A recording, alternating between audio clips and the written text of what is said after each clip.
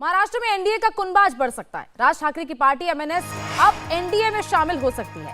राज ठाकरे और गृह मंत्री अमित शाह की मुलाकात हो गई है अपने बेटे अमित ठाकरे के साथ। राज ठाकरे ने अमित शाह से दिल्ली में मुलाकात की।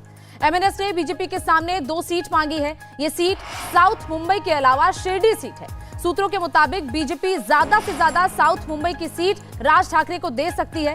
राज ठाकरे को महाराष्ट्र विधानसभा और बीएमसी चुनाव पर फोकस करने को कहा जा सकता है।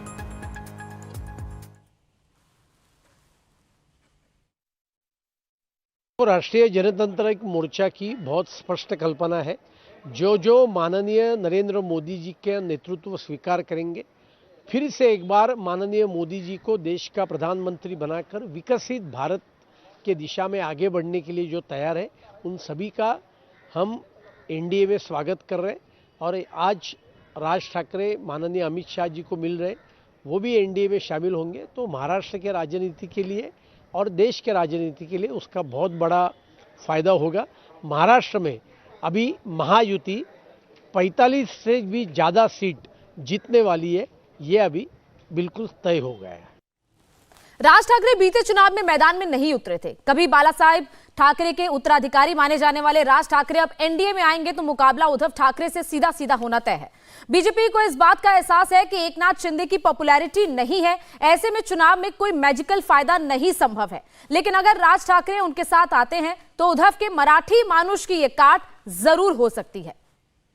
हमारे साथ इस वक्त सचिन चौधरी और देवेंद्र पराशर हमारे पॉलिटिकल एडिटर जुड़ चुके हैं। सचिन, सबसे पहले तो जिस तरीके से ये देखा गया है कि राज ठाकरे के शामिल होने की बात हो रही थी और कुनबा लगातार बढ़ता जा रहा है, अब एनडीए का महाराष्ट्र में कितना मुश्किल हो सकता है उद्धव ठाकरे के लिए, कांग्रेस के लिए, महाविकास अघाड़ी के लिए राज ठाकरे का उनके सामने आकर खड़े होना?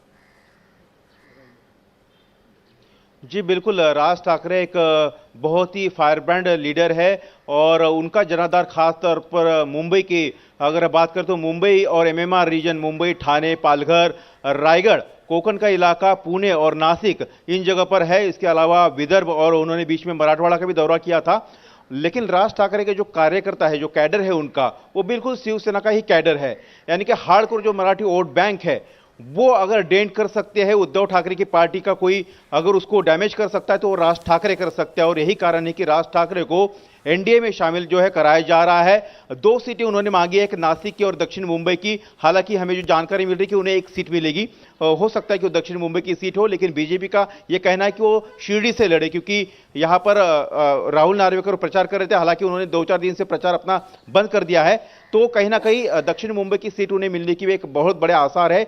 लेकिन सबसे ज्यादा नुकसान जो होगा ईवीएम वो शिवसेना को होगा।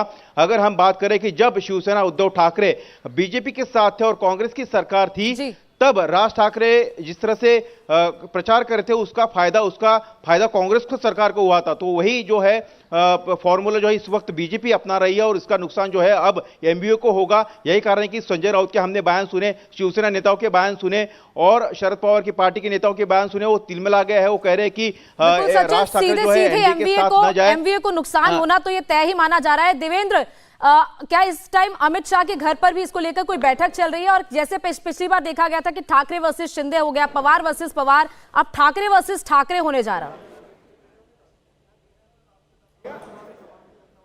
देखिए, इसका सीधा मतलब इसको इस रूप में समझिए कि मुंबई में उद्धव ठाकरे को लेकर जो सेंटीमेंट है और शिवसैनिक का जो सेंटीमेंट है, उस सेंटीमेंट को शिंदे काउंटर करने में सफल नहीं रहे, ऐसा बीजेपी का आकलन है। और उस लिहाज से बीजेपी को जरूरत थी कि राज ठाकरे एनडीए के फोल्ड में आएँ।